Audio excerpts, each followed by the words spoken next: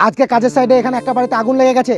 আর সাইডে কি কাজ হলো চলো বলি তোমাদেরকে। রাধে রাধে বন্ধুরা, চলে এসে একটা নতুন ব্লগ ভিডিও নিয়ে। তো সকালবেলা ঘুম থেকে উঠে রেডি হয়ে হেলমেট পরে বেরিয়ে গেলাম কাজে যাওয়ার জন্য। আর এখন পৌঁছে গেছি আমি বল্লালপুর সাইড। আর এদিকে এখন ট্যাঙ্কির কলম ঢালা হচ্ছে। তো দেখতেই পাচ্ছ লেবাররা মাথায় করে কিভাবে মশলা নিয়ে উঠছে উপরে। তারপর আমি উপরে চলে এলাম। আর এই কলমগুলো দেখতে পাচ্ছ, এগুলো ঢালা হচ্ছে আজকে। আর এদিকে মশলা নিয়ে এসে এইভাবে ঢালছে কলমের মধ্যে। তো আমার উপরে কাজ দেখা হয়ে গেল, এবার আমি নিচে নেমে যাবো। তো ওরা ঢালাই করুক, এখন চলে যাবো অন্য একটা সাইডে। আর এখন চলে এসেছি বেনিয়াগ্রাম ফারাক্কা প্ল্যান্টে। আর প্ল্যান্টে এসে দেখছি আর রাস্তা সাইডে যাওয়ার জন্য লাল মাটি লোড হচ্ছে গাড়িতে। তো রাস্তা সাইডে যেখানে পিচ হয়েছে, পিচের সাইড শোল্ডার করবে লাল মাটি দিয়ে। তাই তারপর আর একটা ট্রাক্টর ঢালাই সাইডে যাওয়ার জন্য বালি পাথর নিতে এসেছে, সেটা এখন লোড হচ্ছে। তো ট্রাক্টর লোড করা হয়ে গেছে।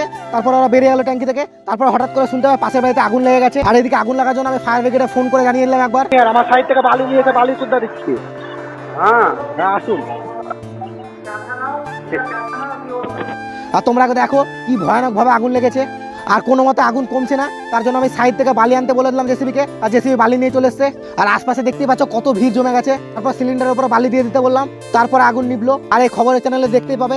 ফারাক্কা জাফরগঞ্জে গ্যাস সিলিন্ডারে হঠাৎ আগুন। ঘটনাটা হয়েছিল ওখানে রান্না করছিল ওরা।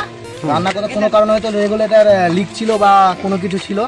তো তার জন্য আগুন ধরে গেছে। আগুনটা প্রচুর পরিমাণে ধরে গেছিলো। আমরা প্ল্যান্টের মধ্যেই ছিলাম। তারপরে দৌড়াদৌড়ি দেখার পর গেলাম। এবার আগুন নিভানোর জন্য তো পুরো ব্যবস্থা করতে হবে। তারপরে প্ল্যান্টের মধ্যে থেকে বালি ছিল আমাদের, সেই বালি জেসিবিতে করে নিয়ে এসে সিলিন্ডারটা বাইরে করলো একটা দাদা।